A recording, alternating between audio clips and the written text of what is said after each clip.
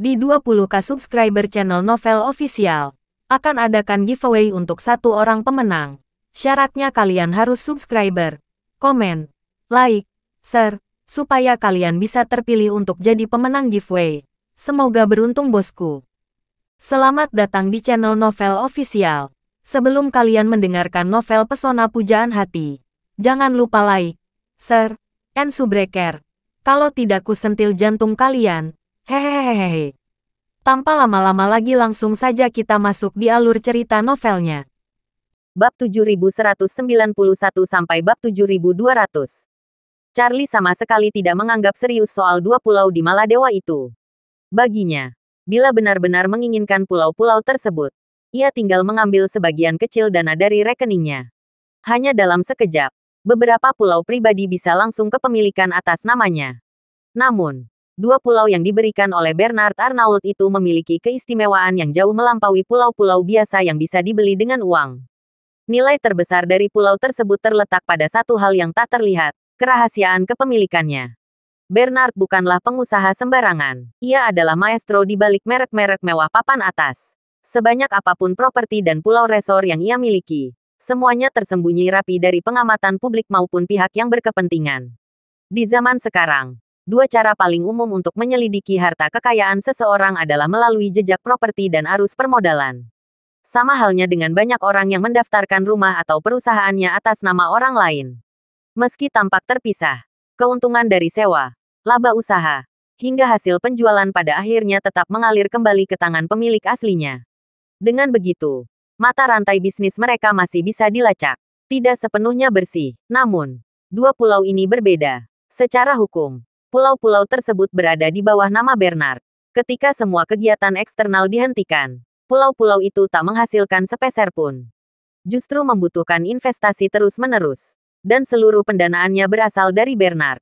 Jadi, tak perlu khawatir akan terlacak. Urusan kepemilikan juga tidak jadi masalah. Mulai sekarang, Bernard akan sepenuhnya mengikuti arahnya. Lagi pula, hanya dua pulau, ia takkan bermain-main hanya karena itu. Setelah semua urusan teknis selesai ditata, Charlie pun memberi perintah. Kellan, bawa pasukanmu. Bersihkan mayat-mayat di luar.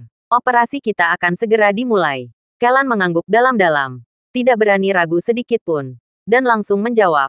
Siap, akan saya laksanakan sekarang juga. Charlie kemudian beralih ke Bernard dan Tawana. Ia berbicara dengan nada tegas. Tuan Arnault, Nona Sweet, tolong lanjutkan semua persiapan sesuai dengan rencana yang telah saya instruksikan sebelumnya. Malam ini, saya sebaiknya menginap di villa terapung bersama istri saya. Tidur nyenyak, seolah-olah tidak tahu apapun mengenai apa yang tengah terjadi di luar sana. Dengan penuh hormat, Bernard menjawab, baik, Tuan Wade, Anda tenang saja. Saya akan segera berkoordinasi dengan pihak yang berwenang di Maladewa agar tidak ada yang mengganggu kenyamanan Anda dan istri Anda. Charlie mengangguk setuju. Jangan lupa untuk tampil sepenuhnya sebagai pemilik resmi Cheval Blanc Randeli, dan mengambil kendali situasi secara aktif. Setelah berita ini menunjukkan ke permukaan, sorotan dunia akan diatur pada Cheval Blanc Randeli. Anda harus segera menenangkan badai setelah semuanya menjadi heboh. Gunakan cara apapun yang Anda anggap perlu. Tapi pastikan pihak yang berwenang Maladewa tidak melakukan penyelidikan yang terlalu dalam. Jangan sampai mereka memperbesar persoalan yang diharapkan bisa diselesaikan secara diam-diam. Bernard kembali mengangguk. Tenang saja, Tuan Wade. Saya akan mengambil langkah secepatnya. Tak lama berselang, Bernard memerintahkan staf resor yang sudah pulang dan tertidur untuk segera memperbaiki sistem daya pada peralatan komunikasi. Pada saat yang sama, netizen dari berbagai belahan dunia yang sebelumnya menyaksikan siaran langsung penampilan Tawana di bar, mendapati seluruh siaran itu terputus secara serentak. Mereka mengira ada gangguan teknis pada jaringan di Maladewa. Namun yang mereka tunggu-tunggu bukanlah kembalinya siaran sebelumnya, melainkan kemunculan siaran langsung dari Tawana sendiri. Begitu akun milik Tawana di salah satu platform video pendek memulai siaran langsung, para penggemar langsung masuk ke ruang siaran tersebut. Namun tak ada yang mengira, dalam siaran itu Tawana justru menangis sambil berkata, baru saja, sekelompok teroris menyerbu Cheval Blanc Randeli. Mereka menggunakan obat untuk melumpuhkan semua tamu di bar dan menjadikan kami sandera. Jika bukan karena Tuan Bernard, saya mungkin sudah mau. Pernyataan itu meledak seperti gempa besar di jagat media sosial dunia. Jika bukan dari mulut Tawana sendiri, tak seorang pun akan percaya bahwa penyanyi kelas dunia sepopuler dirinya mengalami serangan teroris di sebuah resor eksklusif seperti Maladewa. Seketika itu juga, perhatian dunia pun tertuju padanya. Bernard juga muncul dalam siaran tersebut. Bersama Tawana, mereka merekam para tamu yang tak sadarkan diri, lalu menatap ke kamera dan berkata, "Mengapa Nona Sweet dan saya masih sadar? Adalah karena mereka memberi kami penawar. Mereka ingin mendapatkan keuntungan lebih dari kami." Rangkaian kejadian itu pun berlangsung terus-menerus seperti yang telah dirancang Charlie. Setelah Kellan selesai memeriksa serta mengisi ulang senjata milik seluruh bawahannya yang terbunuh, ia mendekati ke arah kamera dan berbicara lantang. "Halo semua, nama saya Kellan Parker. Nama Tionghoa saya Makui. Saya warga Australia keturunan China dan Jepang. 10 tahun yang lalu, saya bergabung dengan organisasi tentara dengan bayaran terbesar di dunia, Blackwater Company. Sejak saat itu, saya telah menjalankan misi di berbagai penjuru bumi selatan." Dalam video tersebut, Kellan menguraikan secara rinci semua kondisi seputar kejadian malam itu. Demi memperkuat kredibilitasnya, Kellan mengikuti arah Charlie dengan menjabarkan sejarah masa baktinya di Blackwater Company. Ia bahkan mengeluarkan ponselnya, menampilkan aplikasi internal milik perusahaan, lengkap dengan rincian misi ini. Di saat yang sama, Kellan juga mengungkapkan motif sesungguhnya di balik aksi terornya malam ini. Mereka ditugaskan untuk membunuh seorang panglima perang kejujuran, kemudian menciptakan kesan serangan teroris dan menjatuhkan kesalahan sepenuhnya kepada pesaing utama Blackwater, Istana Wanlong. Begitu informasi ini menyebar, para pemegang saham Blackwater pun berang. Tak satu pun dari mereka membayangkan bahwa Kellan, yang selama ini mereka percaya, akan menciptakan penampilan mereka sedemikian rupa dan nyaris menyeret seluruh organisasi ke ambang kehancuran. Mereka mungkin terbiasa bermain dalam kegelapan. Tapi satu hal yang tak bisa ditoleransi adalah membocorkan rahasia gelap itu ke publik. Sebelumnya, mereka memikirkan skenario mereka rapat dan tak terbantahkan. Namun siapa sangka, dua tokoh internasional sekelas Bernard dan Tawana justru berada di lokasi saat kejadian. Lebih dari itu, Kellan berbalik arah demi uang dan bahkan menghabisi pasukannya sendiri. Setelah pengakuan itu, Kellan berpura-pura mengeluarkan semacam ramuan, lalu meminta para kru untuk menyuruh para tamu yang masih tak sadarkan diri untuk menciumnya. Ramuan itu tampak ajaib. Begitu dicium, satu persatu tamu mulai membuka mata secara perlahan.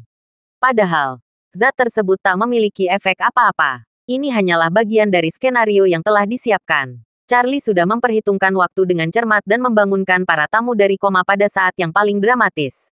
Bagi mereka, semua terasa seperti mimpi yang mengerikan. Ketika mata terbuka, potongan-potongan ingatan seolah diputar kembali di kepala. Dari momen ketika para teroris datang, hingga mereka kehilangan kesadaran.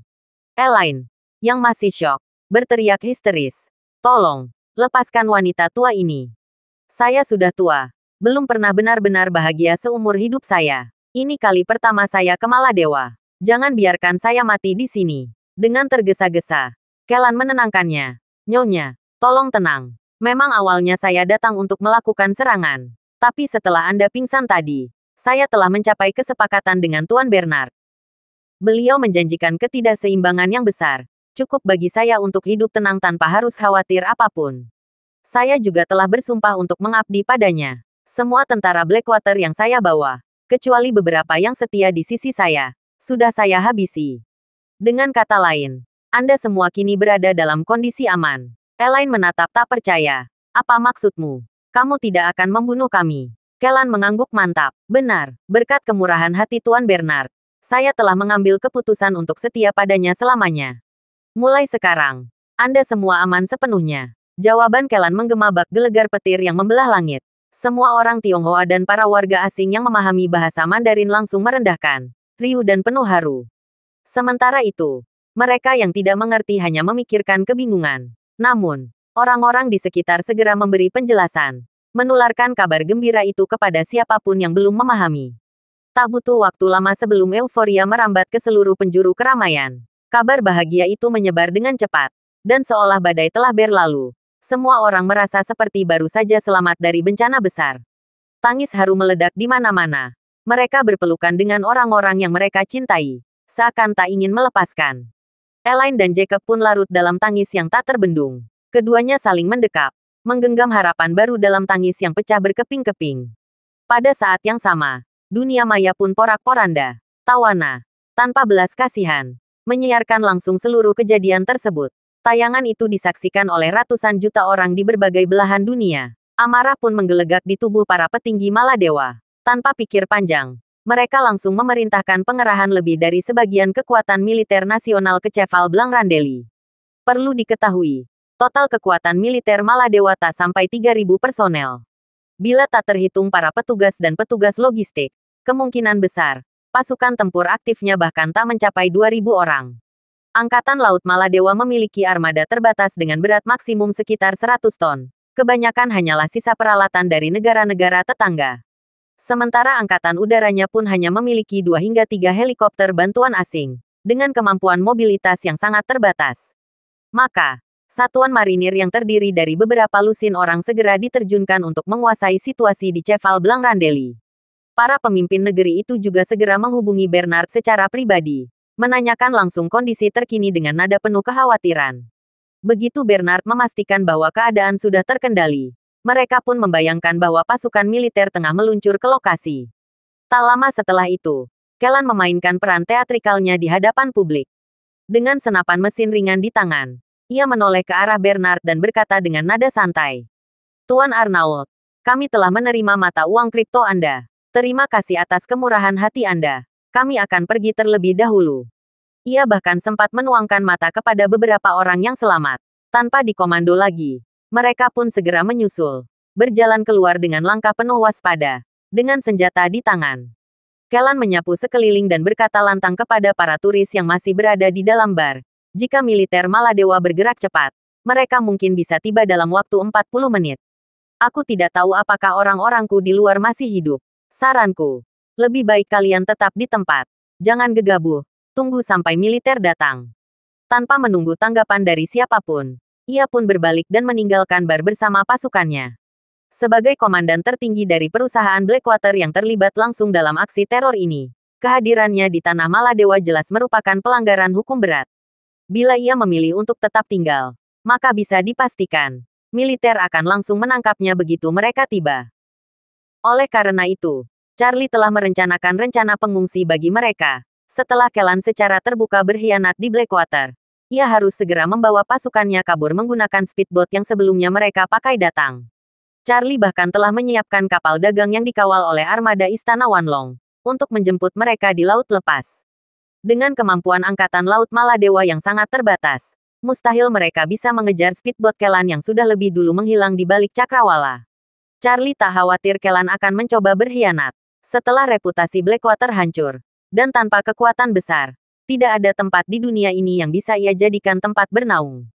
Satu-satunya pintu terbuka di sekelilingnya adalah Hamid di Suriah.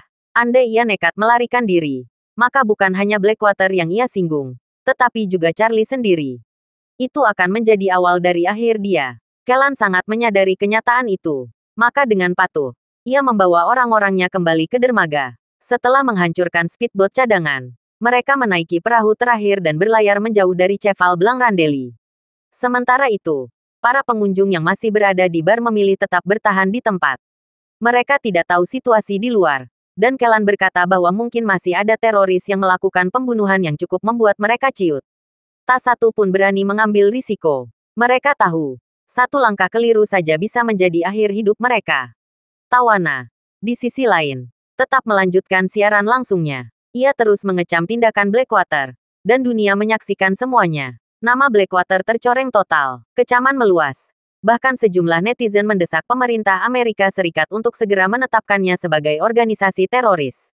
Petisi online pun bermunculan, termasuk di situs resmi Gedung Putih. 30 menit berselang, suara helikopter kian mendekat. Pasukan marinir Maladewa akhirnya tiba. Begitu mendengar deru baling-baling di angkasa, Tawana langsung mendekati jendela, merekam momen penting itu melalui ponselnya.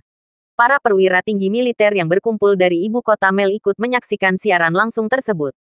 Melihat helikopter militer terekam kamera, mereka segera diperintahkan. Tawana Suite sedang menyiarkan langsung. Turunkan pasukan dengan tali. Niat awal mereka tentu saja untuk menunjukkan kekuatan. Bagaimanapun, para pasukan elit sering melakukan rappelling saat misi darurat, dan aksi semacam itu terlihat gagah dan heroik. Mereka ingin mengembalikan citra militer yang tercoreng akibat kejadian di sekeliling ini.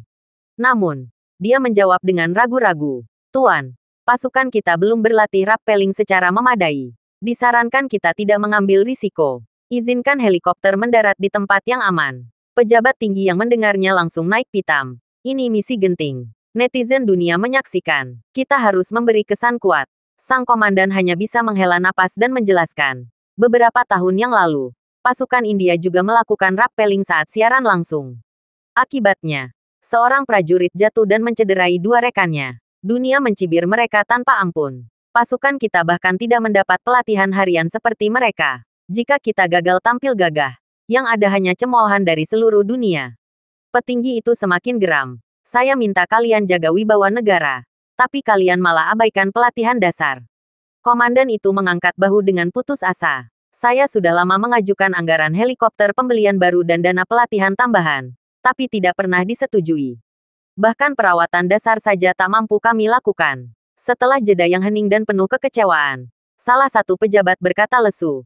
Baiklah, jangan pakai tali.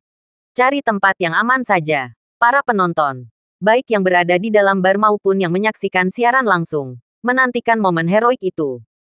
Namun, mereka hanya bisa menyaksikan helikopter melayang lama di udara, lalu perlahan mendarat di area terbuka yang aman. Reaksi pun bermunculan, rasa kecewa meluap dari para netizen, dan hal yang lebih mengejutkan terjadi. Saat melihat mayat-mayat tergeletak bersimbah darah, beberapa prajurit langsung menahan perut, bahkan ada yang memegangi lutut dan muntah. Beruntungnya, kamera tawana hanya menangkap bayangan samar tubuh-tubuh itu. Jika tidak, platform video siarannya mungkin harus menurunkan siaran demi alasan etika. Sang komandan berusaha menahan mual dan memimpin anak buahnya masuk ke dalam bar. Begitu memasuki ruangan, ia langsung berteriak. Semua teroris angkat tangan dan menyerah. Atau kami akan menembak tanpa ampun. Bernard melangkah ke depan dengan nada sinis. Teroris yang masih hidup sudah pergi. Aku ragu kalian bisa mengejar mereka. Apa? Sudah berangkat. Sang komandan terperangah. Kenapa kalian membiarkan mereka lolos? Bernard menunjuk ke dirinya sendiri. Ekspresi geram di wajahnya. Kalian menanyakan itu padaku. Kalau aku punya kemampuan untuk menangkap mereka, untuk apa kalian datang ke sini? Mungkin aku bisa membentuk milisi sendiri sekalian. Komandan hanya bisa menjawab dengan malu. Ia mengusap hidungnya dan berusaha mengalihkan topik. Bagaimana kondisi para tamu? Ada yang terluka. Bernard menghela nafas panjang. Tidak. Tapi aku benar-benar tak habis pikirku. Bagaimana bisa kalian lengah hingga begitu banyak militan menyusup ke pulau ini? Ia lalu menambahkan dengan nada penuh kebanggaan. Kalau bukan karena aku menyogok mereka dengan uang dalam jumlah besar di saat kritis, aku, Nona Sweet, dan para tamu di Cheval Blanc Randeli ini mungkin sudah menjadi mayat dingin sekarang. Memang benar. Bernard tidak benar-benar memberikan Kellan $100 juta. Namun ia menyerahkan Cheval Blanc Randeli kepada Charlie. Dan membeli Pulau JD dari konsorsium Dubai untuk diberikan juga. Total pengeluaran dan kerugian melebihi $1 miliar AS. Tapi Charlie memberi panggung untuk menjadi pahlawan. Dan Bernard tahu, gelar itu lebih berharga dari uang. Ia segera berdiri di depan kamera siaran langsung tawana. Lalu menyatakan dengan lantang, mereka semua adalah tamu terhormat. Demi keselamatan mereka, saya rela mengorbankan berapapun dana yang dibutuhkan. Namun, penyesalan terbesar saya adalah kehilangan para pengawal kami yang terbunuh dalam tugas ini. Ia lalu menunjuk ke perintah dan berkata dengan tegas, keselamatan para wisatawan adalah tanggung jawab kalian. Jangan sampai tragedi ini terulang. Komandan itu mengangguk dengan cepat. Tuan Arnault, kami berterima kasih. Saya akan meminta peningkatan dana pemeliharaan segera. Bernard pun berkata, bagaimana kalau begini? Setelah semuanya selesai, saya akan menyumbangkan $50 juta untuk Departemen Perlindungan Anda. Gunakanlah untuk memperkuat kemampuan pertahanan maritim. Saya ingin memastikan bahwa bencana seperti ini tidak akan terjadi lagi. Bernard Arnault. Dalam hal kekikiran, tak ubahnya seperti Grandet.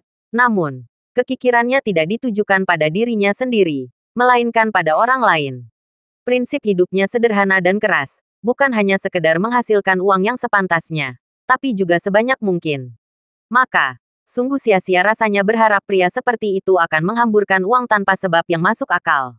Hari ini, keputusan mendadaknya untuk memberikan $50 juta AS kepada militer Maladewa sepenuhnya didorong oleh kenyataan bahwa tawana sedang melakukan siaran langsung yang menjangkau dunia. Momen itu terlalu sempurna untuk dilewatkan. Dan kebetulan ia berada di tempat kejadian. Seakan nasib mempersembahkan panggung terbaik untuknya. Di tengah keramaian yang belum benar-benar tenang, Bernard Arnault berdiri terlatih-tatih di hadapan komandan militer Maladewa. Kaki yang tertembus peluru membuat darah mengalir, mengering dan menggumpal pada kain celananya. Sosoknya tampak cacat, namun menyiratkan tekad baja. Maka, sungguh sia-sia rasanya berharap pria seperti itu akan menghamburkan uang tanpa sebab yang masuk akal. Hari ini, keputusan mendadaknya untuk memberikan 50 juta dolar AS kepada militer Maladewa sepenuhnya didorong oleh kenyataan bahwa Tawana sedang melakukan siaran langsung yang menjangkau dunia. Momen itu terlalu sempurna untuk dilewatkan. Dan kebetulan ia berada di tempat kejadian, seakan nasib mempersembahkan panggung terbaik untuknya. Di tengah keramaian yang belum benar-benar tenang, Bernard Arnault berdiri terlatih-tatih di hadapan komandan militer Maladewa. Kaki yang tertembus peluru membuat darah mengalir, mengering dan menggumpal pada kain celananya.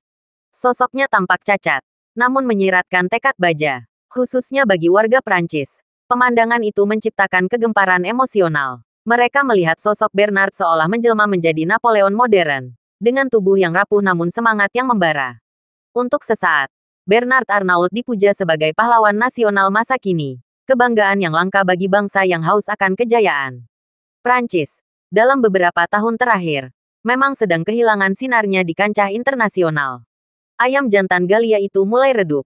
Ketika Piala Dunia ke-22 digelar, harapan besar disandarkan pada Mbappe, sang jagoan lapangan. Ia memang berhasil membawa tim ke final, namun tetap takluk di tangan Argentina. Lalu datanglah Olimpiade ke-24, yang digelar di tanah mereka sendiri. Alih-alih kebanggaan menjadi, gelaran itu malah menuai kritik karena pelaksanaannya yang hemat dan tak berkualitas. Dunia perlahan melupakan Prancis. Namun hari ini, semuanya berubah. Seorang tokoh muncul, taipan keras kepala yang melawan maut, menyelamatkan ratusan nyawa dari mencintai Blackwater. Dan yang lebih heboh, menyelamatkan sang diva dunia, Tawana Sweet. Jika patungnya dipahat berdiri di samping Menara Eiffel, takkan ada yang protes. Tawana, dalam kesibukan siaran langsungnya, menghampiri Bernard. Suaranya syarat perhatian. Tuan Arnault, Anda tertembak. Biarkan mereka membawa Anda ke Mel untuk dirawat. Kamera pun diarahkan ke kaki Bernard, mempertegas kesan heroik itu. Bernard hampir saja meneteskan air mata. Akhirnya, seseorang menyebutkan lukanya, menghasilkan pukulan para teroris. Itu adalah jasa, pengorbanan. Untunglah bukan dia yang menyuarakannya lebih dulu. Tawana memang luar biasa. Dengan menahan gejolak batinnya, ia menambahkan tangan dan berseru dengan tegas. Luka saya tak seberapa. Yang terpenting adalah keselamatan para wisatawan. Tawana hanya membatin. Pria tua ini masih saja gemar berpura-pura. Jika bukan karena wajah Charlie Wade, sudah lama ia meninggalkan Bernard tanpa memberi panggung. Komandan militer Maladewa di samping mereka pun angkat suara. Jangan khawatir, Tuan Arnault. Kami sudah mengambil alih pengamanan. Angkatan laut kami sedang ke sini dan akan tiba dalam 1 jam. Cheval Blanc Randeli akan berada dalam pengamanan penuh. Silakan naik helikopter kami dan kembali ke Mel untuk pengobatan. Bernard menggeleng pelan. Tak perlu, biarkan tim medis pulau menanganinya dulu. Saya akan kembali ke Prancis begitu situasi tenang. Dalam pemikirannya, dia sebenarnya tidak percaya pada kondisi medis atau helikopter di Maladewa. Akan jauh lebih aman jika ia pulang ke Prancis dan memanggil dokter dari sana. Komandan militer itu tidak tahu bahwa Bernard sedang memainkan peran. Baginya, Bernard adalah pribadi yang luhur dan mengesankan. Ia berkata dengan haru, Tuan Arnault, karakter Anda luar biasa. Atas nama saya dan seluruh rakyat Maladewa, saya berterima kasih atas keberanian Anda. Saya yakin pemerintah akan memberi Anda medali kehormatan tertinggi. Bernard hanya tersenyum dan mengangguk dengan sopan. Lalu berkata dengan serius, tak perlu berterima kasih. Ini sudah menjadi kewajiban saya. Saya bukan hanya warga negara Prancis, tetapi juga seorang investor di Maladewa. Sudah sepatutnya saya membantu Maladewa dan menjamin keselamatan wisatawan. Soal medali, menurut saya itu hanya simbol belaka. Tak perlu membuang uang rakyat untuk hal itu. Meski begitu, di dalam hatinya ia tak menolak jika dianugerahi itu memang diberikan. Disiarkan langsung ke seluruh dunia, hal sekecil apapun tetap bisa menjadi sorotan positif. Tentu saja, ia juga sadar bahwa komandan ini tak punya kuasa untuk menetapkan penghargaan. Maka ia menjaga sikap sopan di hadapan masyarakat. Tak lama kemudian, pasukan marinir mulai bergerak. Beberapa mencatat data wisatawan. Sebagian lagi ditugaskan mengurus mayat-mayat korban yang berserakan. Sebagian besar dengan kepala hancur.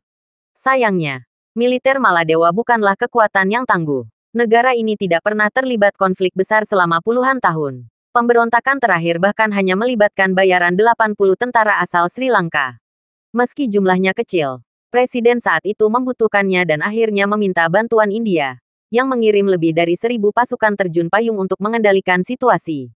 Kini, mereka dihadapkan pada puluhan angka kematian. Pemandangan itu membuat para prajurit hampir muntah saat menutup jenazah dengan kain linen. Di bar, para tentara dibantu penerjemah mencatat data satu persatu. Ketika giliran Elaine, ia menyebutkan nama dan kewarganegaraannya, lalu bertanya dengan tajam, "Kami hampir membunuh di wilayah kalian. Ada penyelesaian, atau tidak?" Prajurit itu menggeleng dan melalui penerjemah menjawab, "Maaf, kami hanya bertugas mencatat informasi. Soal diperbarui, kami tak tahu." Elaine kesal. "Kalau begitu, panggil yang bertanggung jawab. Kami membayar mahal untuk liburan ini, dan hampir mati. Jangan harap kami pergi begitu saja tanpa ganti rugi." Jacob ikut menimpali. Pengalaman ini benar-benar tersedot. Jika tidak ada penyelesaian, itu keterlaluan. Keluhan itu pun menular. Banyak wisatawan lain yang mendukung. Semua merasa wajar mendapat ganti rugi. Bernard Arnault pun melangkah ke depan. Terlatih-tatih namun tegas. Dan menyerukan lantang. "Tenang, Cheval Blanc Randeli pasti akan memberikan jawaban memuaskan. Saya jamin. Semua biaya akomodasi, pesawat amfibi, dan tiket pesawat pulang pergi akan kami tanggung sepenuhnya." Elaine pun berbisik pada Jacob. "Tapi bukankah semua ini dibayar oleh teman Charlie yang baik hati? Kita bahkan tidak mengeluarkan uang." "Benar." Jacob ikut membatin. "Tapi bos ini pasti kaya raya. Masa tidak memberi kompensasi untuk kerusakan mental kita?" Bernard, yang jeli membaca ekspresi, langsung menanyakan informasi kepada staf dan mengetahui bahwa mereka datang bersama Charlie. Ia pun menambahkan, "Kami juga akan memberikan kompensasi $100.000 AS per wisatawan, termasuk anak-anak. Sebelum kalian meninggalkan pulau ini, dana itu akan ditransfer langsung ke rekening masing-masing." Sontak, para pedagang puas. Tepuk tangan bergemuruh. Jumlah itu sangat besar. Rata-rata pengeluaran mereka di pulau ini hanya sekitar $30.000 sampai $40.000. Kompensasi $100.000 jelas luar biasa. Terlebih, tak ada yang benar-benar terluka secara fisik. Bernard kini benar-benar tenggelam dalam keinginannya. Ia ingin membuat semua orang, terutama orang tua Charlie, terkesan. Meski artinya puluhan juta dolar mengalir dari kas Cheval Blanc Randeli, Bernard tak peduli. Sekali bermurah hati, sekalian saja total. Seperti orang pelit yang masuk restoran mewah. Awalnya kesal saat melihat harga menu. Tapi setelah memesan beberapa hidangan, ia terseret euforia. Persetan. Makan sepuasnya hari ini. Saat Bernard menuai pujian di dunia maya, sosoknya dielu-elukan. Sementara Blackwater dikutuk sebagai iblis yang menjijikkan. Lebih dari 3 juta orang menandatangani petisi ke Gedung Putih, menuntut penyelidikan menyeluruh terhadap Blackwater. Pemerintah AS pun kelimpungan. Masalahnya, pelanggan utama Blackwater justru adalah para pejabat mereka sendiri. Selama ini, setiap operasi militer di Timur Tengah melibatkan Blackwater, dari tugas kotor hingga penyelundupan minyak suriah. Artinya, Blackwater adalah adik kandung pemerintah AS. Hubungan mereka mesra di balik layar. Kini, tekanan publik memaksa pemerintah bertindak. Tapi jika benar-benar ingin menuntut, maka semua pemimpin atas Blackwater harus diseret ke pengadilan, dan itu membuka kotak Pandora. Namun, masalah ini sendiri juga melibatkan partisipasi para eksekutif senior Amerika. Mereka berharap Blackwater akan mewarisi warisan Istana Wanlong di Suriah dan memanfaatkan kesempatan ini untuk menjatuhkan Istana Wanlong. Tetapi bagaimana mungkin pemerintah mengakui hal seperti itu? Yang bisa mereka lakukan sekarang adalah melempar tanggung jawab dan mencari kambing hitam. Akhirnya, Blackwater memutuskan untuk mengorbankan satu orang, wakil presiden yang memiliki saham terkecil. Orang inilah yang dijadikan kambing hitam. Dipaksa mengakui bahwa semua ini adalah kebohongannya dengan permusuhan Suriah.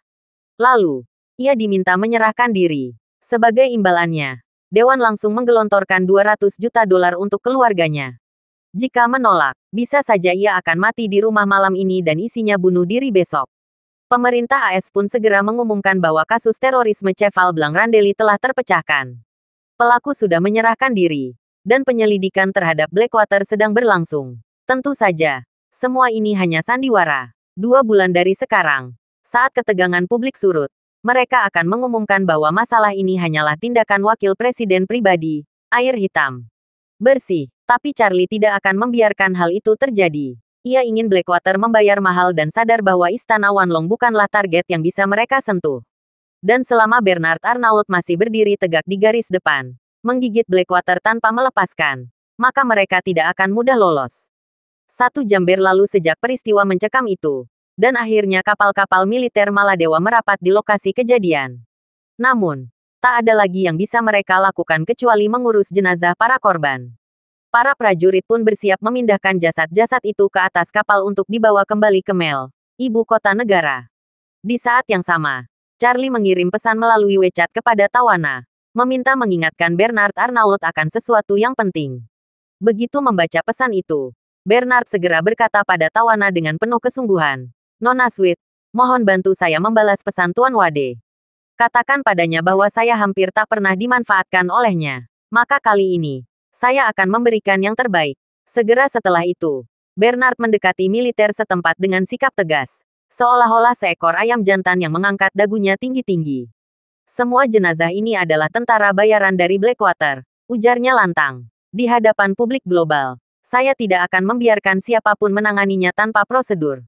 Identitas masing-masing jasad harus dikirimkan secara menyeluruh. Dan saya juga mendesak pemerintah Amerika Serikat agar bertanggung jawab atas masalah ini.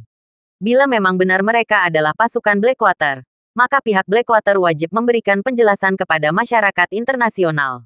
Ucapannya yang tegas itu langsung membuat para petinggi Blackwater yang menyaksikan siaran langsung nyaris muntah darah.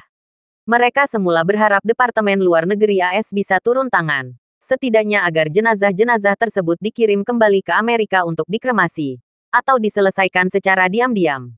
Intinya, mereka tidak ingin jasad-jasad itu diekspos secara terbuka dan menjadi sorotan global.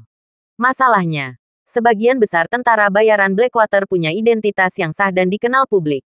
Blackwater sendiri adalah perusahaan militer swasta yang sudah sangat terekspos. Orang-orangnya memiliki data profesional yang terdaftar secara resmi di AS. Lebih dari itu, bayaran para tentara itu adalah individu nyata, dengan kehidupan sosial, keluarga, teman sekolah, dan lingkaran pergaulan yang luas sejak masa kecil hingga dewasa. Masing-masing dari mereka memiliki ribuan koneksi langsung dan ratusan ribu hingga jutaan koneksi tidak langsung. Begitu identitas mereka diumumkan, pasti akan memicu reaksi keras. Seseorang akan menulis di media sosial, "Ini teman SMA-ku."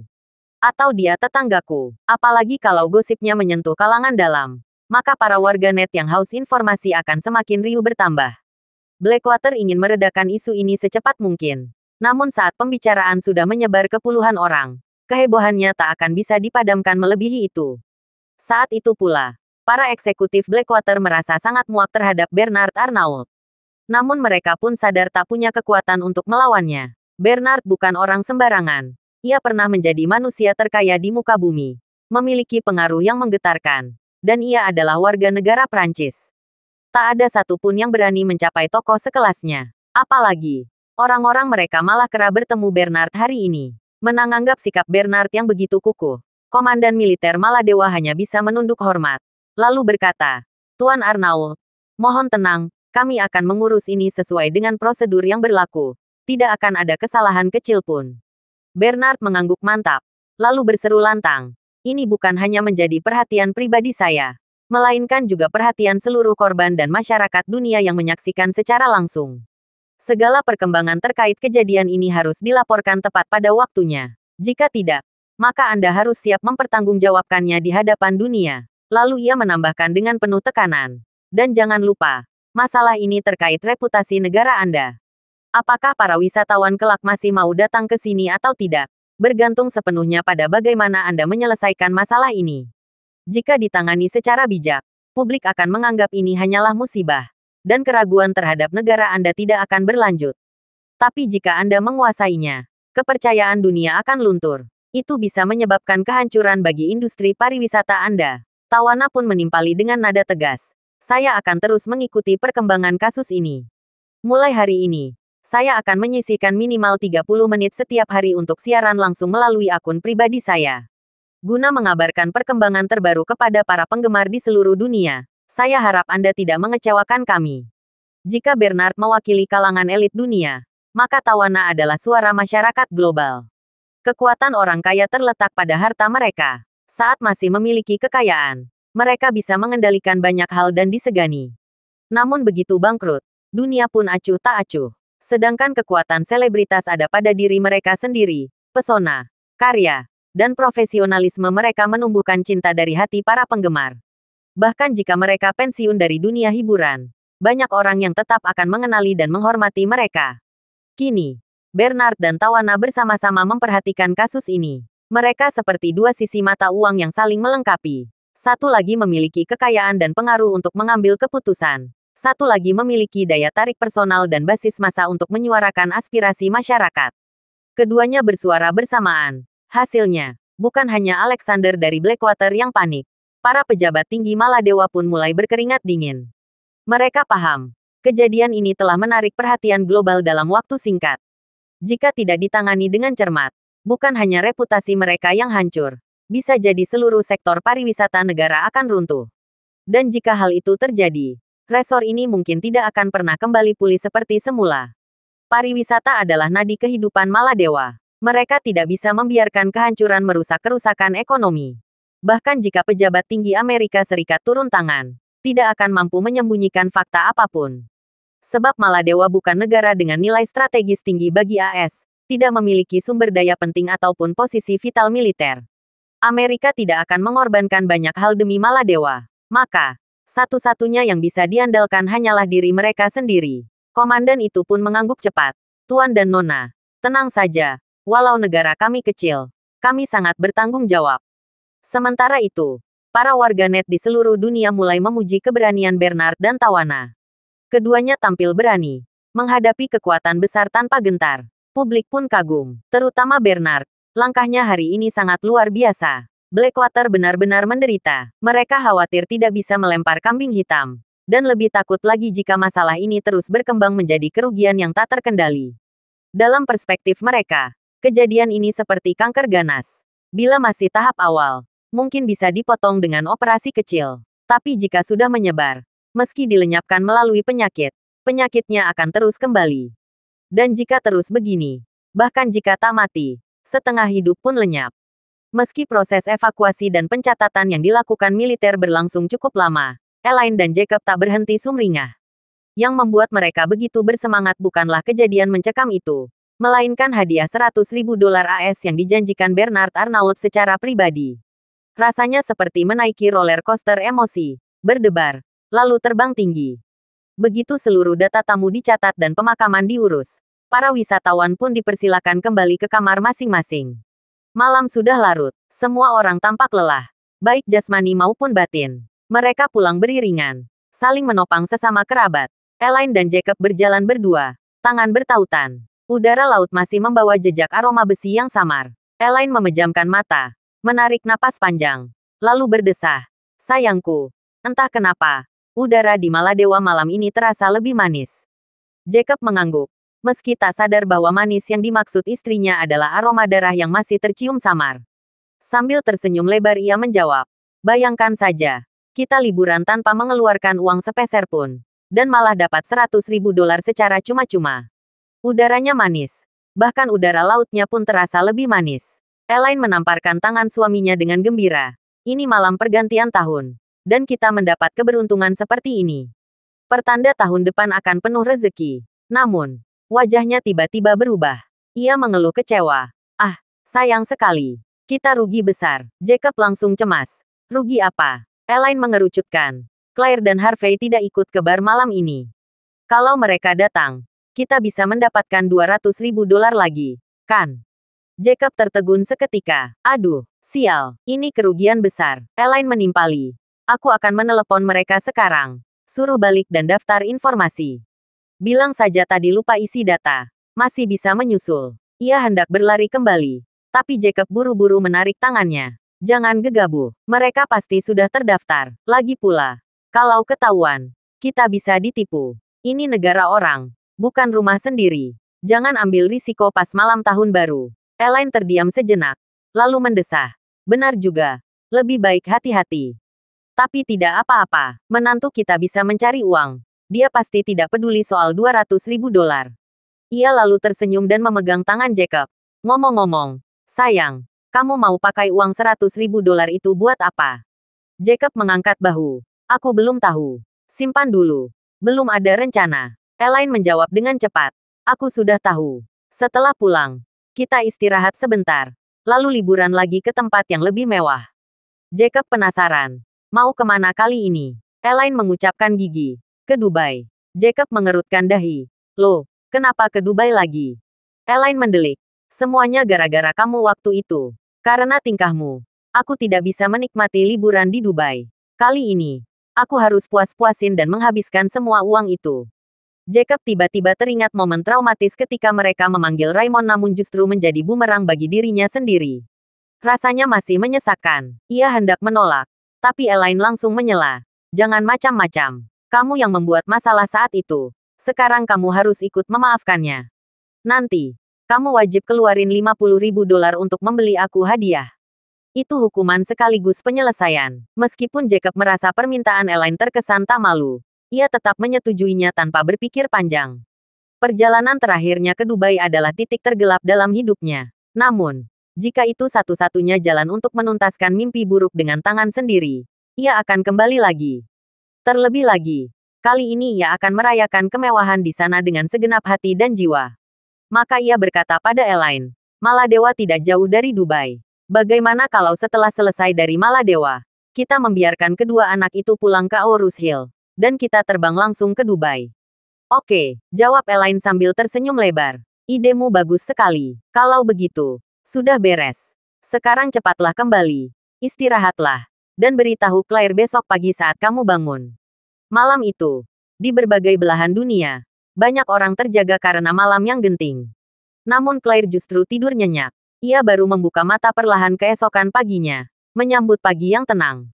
Seluruh kompleks Cheval Blanc Randeli telah kembali damai. Jenazah telah dievakuasi. Jejak darah dibersihkan. Para wisatawan pun telah mendapat penghiburan. Bahkan Bernard Arnault, yang menderita luka di lutut, menggunakan pompa pereda nyeri semalaman yang dibawa oleh dokter dari Prancis. Meski secara medis lututnya tidak mungkin pulih seperti semula, teknologi penggantian sendi buatan telah sangat maju. Dokter tersebut menyarankan agar Bernard segera kembali menjalani pengobatan. Tetapi Bernard berjanji untuk tetap tinggal beberapa hari lagi, setidaknya hingga Charlie pergi dari pulau ini. Kebetulan, hari ini adalah malam tahun baru Imlek. Bernard pun memerintahkan staf pulau untuk menghiasi seluruh tempat dengan ornamen bernuansa Tionghoa. Ia juga membeli kembang api dalam jumlah besar untuk diterbangkan nanti malam, demi menghadirkan pertunjukan spektakuler bagi para tamu.